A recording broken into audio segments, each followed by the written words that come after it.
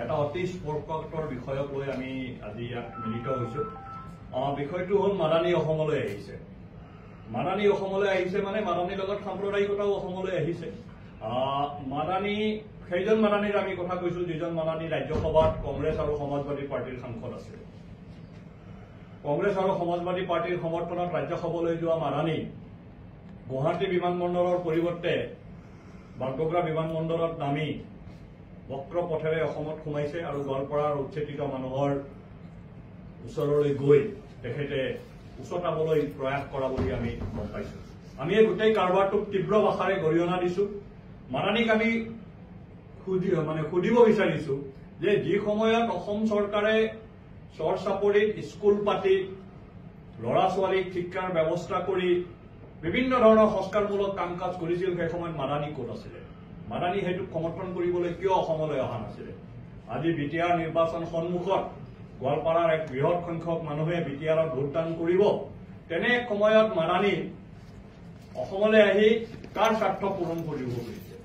কংগ্ৰেছ আৰু সমাজবাদী পাৰ্টিৰ প্ৰাক্তন সাংসদগৰাকী কাৰ ইংগিতত অসমলৈ আহিছে সেই প্ৰশ্নটো আমি কৰিব বিচাৰিছো। আজি চাওক, কংগ্ৰেছৰ সহযোগী দল মিত্ৰ দল অসম জাতীয় পৰিষদে সামাজিক মাধ্যমৰ জৰিয়তে মাদানীক ভাৰতীয় জনতা পাৰ্টিৰ এজেণ্ট বুলি কৈছে।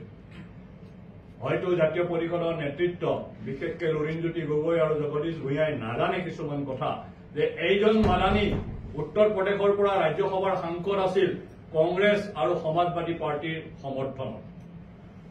দ্বিতীয়তে এইজন মাদানীয়ে হৈ যোৱা লোকসভা নিৰ্বাচনত কংগ্ৰেছ দলক ভোট দিব লাগে, কংগ্ৰেছ দলৰ নেতৃত্বাধীন মৰ্চাক ভোট দিব লাগে বুলি উত্তৰ প্ৰদেশ, বিহাৰ, হাৰিয়ানা আৰু নতুন দিল্লীত কেম্পেইন কৰিছিলে। হাৰিয়ানা বিধানসভা নিৰ্বাচনত মাদানী কংগ্ৰেছ দলৰ ষ্টাৰ কেম্পেইনাৰ আছিলে।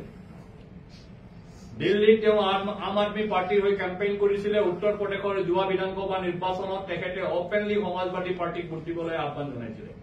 আজি কেইদিনমান আগতে ৰাহুল গান্ধীৰ বিহাৰত চলি থকা যাত্ৰাক সমৰ্থন কৰি তেখেতে বিবৃতি দিছিল আৰু আৰজেডি আৰু কংগ্ৰেছৰ যিটো কম্বিনেশ্যন আছে বিহাৰত, যিটো মৰ্চা আছে, সেই মৰ্চাক নিৰ্বাচিত কৰিবৰ কাৰণে আৰু বিজেপিক পৰাজিত কৰিবৰ কাৰণে তেখেতে আহ্বান জনাইছে বিহাৰত। সেইজন মাদানী অসমত কেনেকে কংগ্ৰেছৰ ভাৰতীয় জনতা পাৰ্টিৰ এজেণ্ট হ'ব পাৰে, লুৰিণজ্যোতি গগৈ অলপ বহলাই ৰাইজক ক'লে আমি ভাল পাম।